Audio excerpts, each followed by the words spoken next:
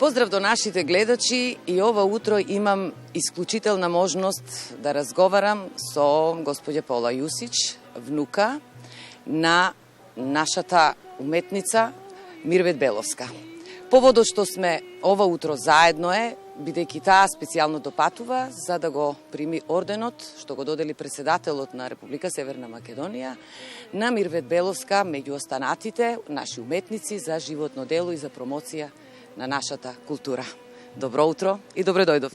Добро утро и благодарам на овие убави зборови за почеток.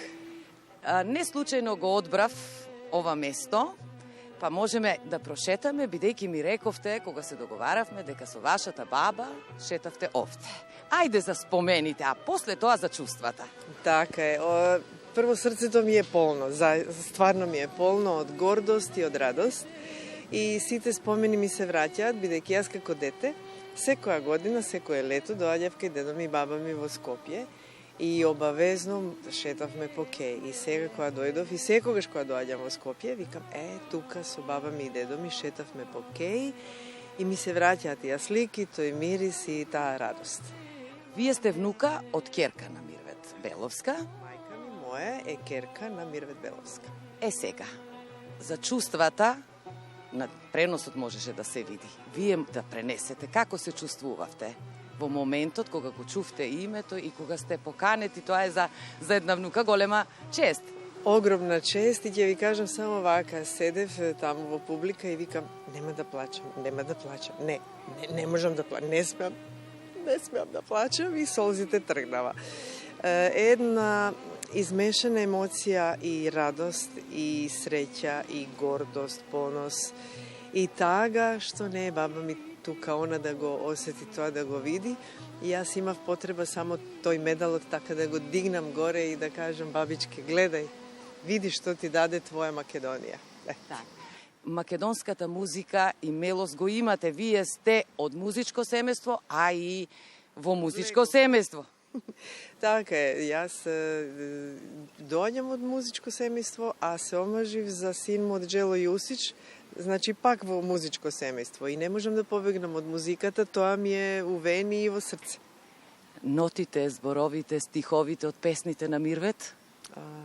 Ај ѓорушице црноко,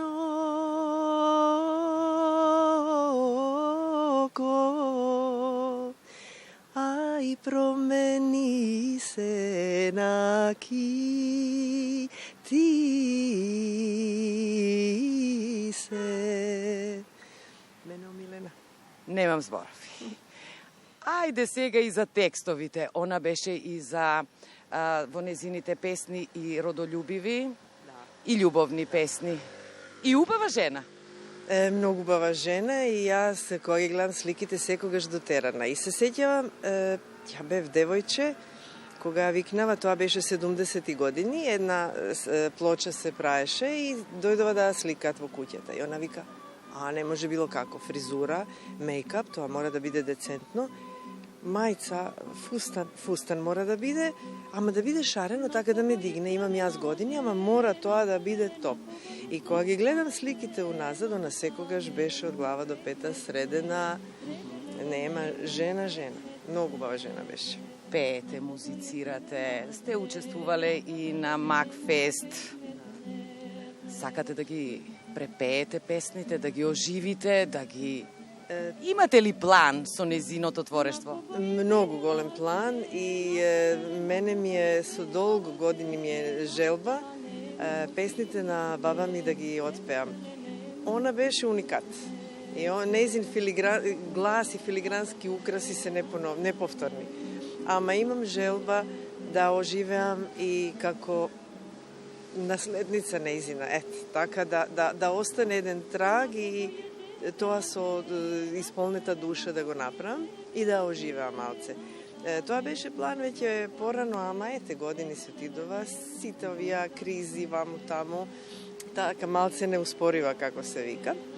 Ама тоа сигурно ќе го направам за спомен на баба ми и да исполнам својата душа, дека јас растев со тие песни, ги знам незините песни, пеев со нејзе стално, ги знам текстовите.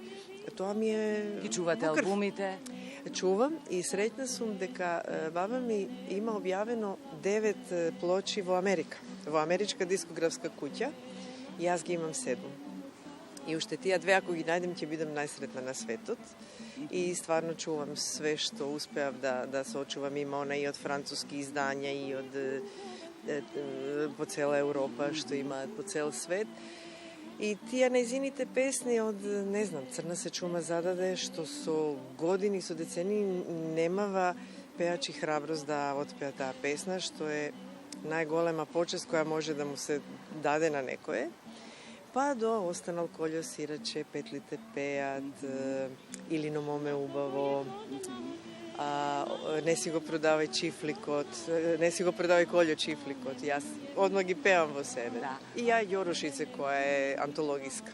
Кој има жена црна не му треба пекмес, кој има жена бела не му треба симит. А кој има жена убава, него му треба пушка. Знаете како љубовните песни одат така. Сега вие сте за учеството во Макфест и се уште трае фестивалот. Да, многу убави успомени имам од Макфест. Джело и јас, мојот маж, баба ми почина 89-та и таа година го запозна маж ми, сегашен маж Джело, и ми рече: многу го сакам, ми влезе во душа и ако останете заедно, јас ќе бидам најсретна. И викам: еве баба, останавме заедно. И на 90-та година дојдовме како дебитанти на Макфест, како дуо Малибу, со песна Дојди ми. Јас ги пишував зборовите, Джело јуниор ја пишуваше музиката и таа песна заправо јас си посветив на баба ми.